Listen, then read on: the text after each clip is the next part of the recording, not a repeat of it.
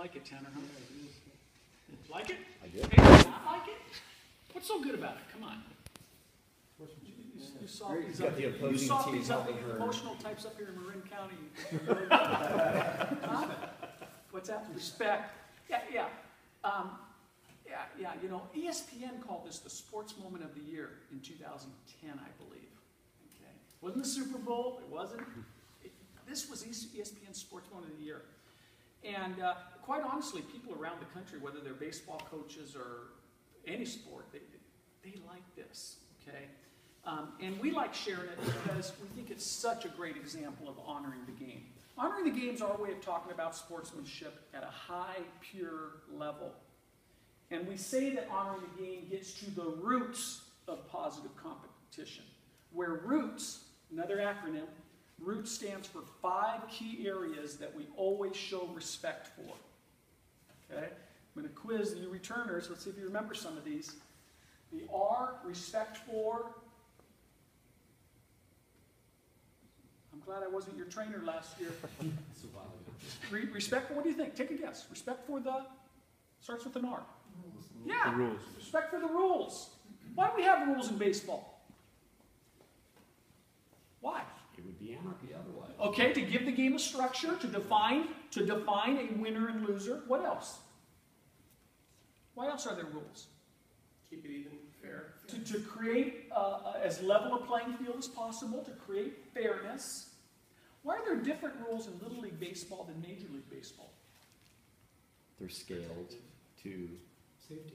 Safety, protective, scale to the... So when you break rules, or even when you bend rules, you're communicating a couple things about yourself.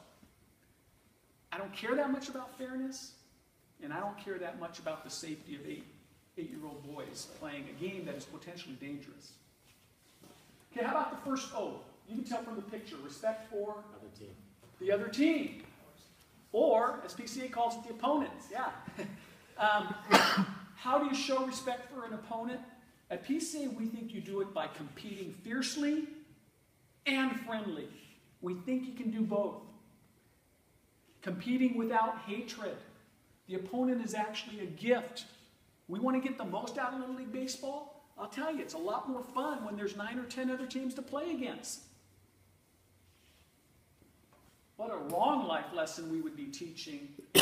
And I have literally heard these words come out of a coach's mouth. We hate those guys. I mean, what a life lesson to teach. Hatred because they got a different uniform on and they come from a different part of town. How about the O? Respect for?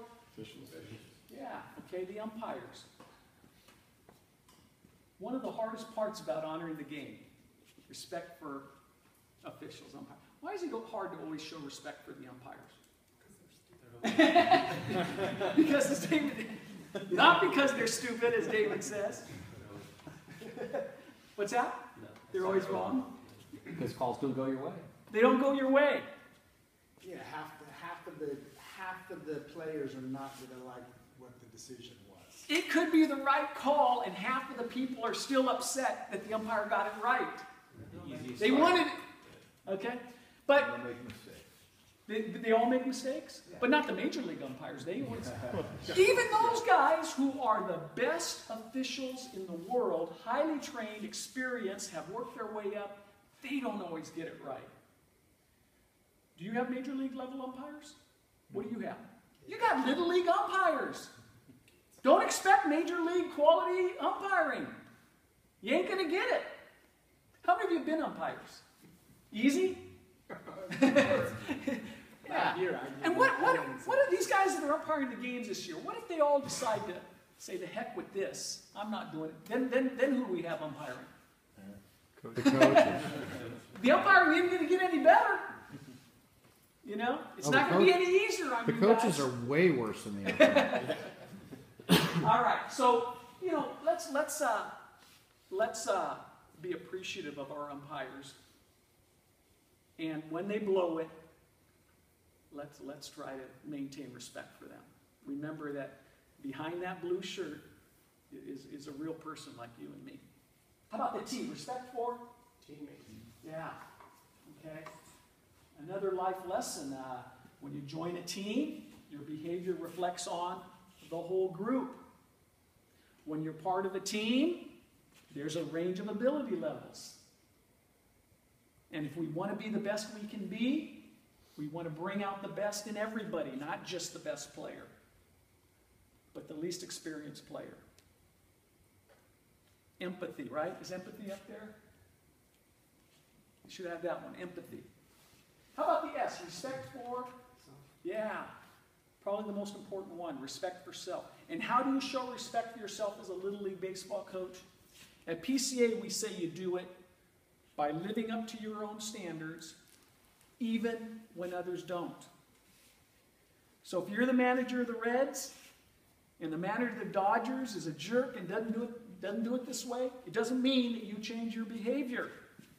If you believe in honoring the game and roots, it's no matter what. Respect for self. See, one of the things you have the opportunity to do as a coach of any team is create your own team culture. How many of you think you'll have a culture on your team? Raise your hands. I'm glad you're all raising them because you will have a team culture. The question is it the culture you want? Is it the culture you're proud of? Is it an honoring the game culture? Or is it influenced by outside? Who will shape the culture for you if you don't shape it? Your team culture. The kids themselves bring expectations and experience. They watched SportsCenter last night. Okay? You know, this is the way they do it on SportsCenter after they hit a home run. Okay? Who else will influence the culture? Parents. Okay? The loudest parent in the stands will do some culture shaping for you. Who else? What else? The media, huh? You know, I mentioned SportsCenter, the media. Our kids are bombarded. When your kids are watching sports on TV, are they usually watching Little League Baseball? Once a year, maybe, right? Once a year. But the rest of the time, no, they're watching a multi-billion-dollar sports entertainment business whose bottom line is money. Very different bottom line than Novato South Little League. Our bottom line is very different. So the culture should be different. It shouldn't just be a little miniature Major League Baseball with little kids taking steroids, you know, and, you know, parents yelling at umpires just like they do at the ballpark. It should be different in a lot of ways. It's the same game. It's the same game that those guys love, but with a different, surrounded by a different culture. Okay, so, this is, I don't guarantee too many things, but I'm going to guarantee something tonight. At least once this season, something's going to happen on the field that's going to make you very mad and maybe cause you to do something that you regret. So how do we avoid having that regret? We use some tools, and there's on page 46, you have a description of one tool. It's called a self-control routine. It's a simple but powerful concept. A self-control routine is something that you have thought about and even practiced so that when you're in that emotional moment, you got a chance to react in the way you want to react. What might an effective self-control routine be? I see some of you are looking at that, which is fine. But what might an effective self-control routine be for a Little League coach? Remember when we do yoga? Okay, so tell me about yoga. What makes yoga a self-control exercise and a relaxing activity? Do you do Brings it? it back here. Oh, Breathing. breathing, okay? Breathing, I don't know the science behind it, but it is a proven relaxation technique. Something about focusing on your breathing actually helps you relax. It distracts you for one thing. And what else does taking a couple deep breaths do? It's a bad play by a player at an important part of the game. What does that do for me? Keeps you from yelling. How does it keep me? It gives me, who said time? It keeps me from yelling because it distracts, and does it give me a lot of time? It gives me a second or two. But oftentimes that second or two is all the difference between an outburst that we regret and a little more mature, poised response and modeling for the rest of our players. So we encourage you to think about having a go-to self-control routine. Okay, and there's other examples there on page 46. Okay, so before we move forward, we're going to spend a little time talking about coaching our own child, right? Damon reminded me. I want to read to you a message from Jim Thompson. Does anybody know who Jim Thompson is? Look at your book, Tanner. Tell me who Jim Thompson is. Yeah, okay, Jim Thompson's the author of The Power of Double Goal Coaching. He's the founder and executive director of our organization. He's also a trainer. He goes out and does workshops like this. But I want you to hear directly from Jim Thompson one time tonight. Here it is. He says, if you coach long enough, you'll find yourself faced with your own big Mallory moment opportunity, maybe even more than once. But for sure, coaching provides a never-ending sequence of smaller Mallory moment opportunities.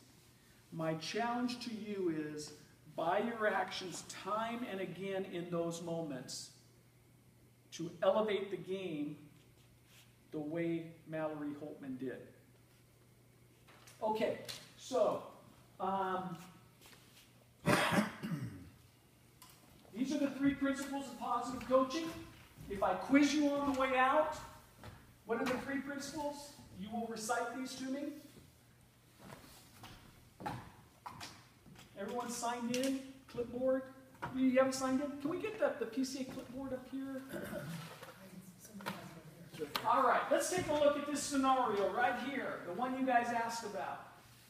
Who is not coaching their own child this season? Every one of you is coaching your own child. All right.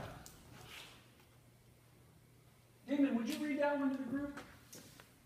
You have the chance to coach your own child as a double goal coach. How can you make it a great experience for everyone involved with the team? Okay, you've been seated for a little while. When I say go, everybody's on their feet. This conversation happens standing up and with someone you haven't talked to yet this evening. Go, everybody up. Let's come up with some ideas. Hey,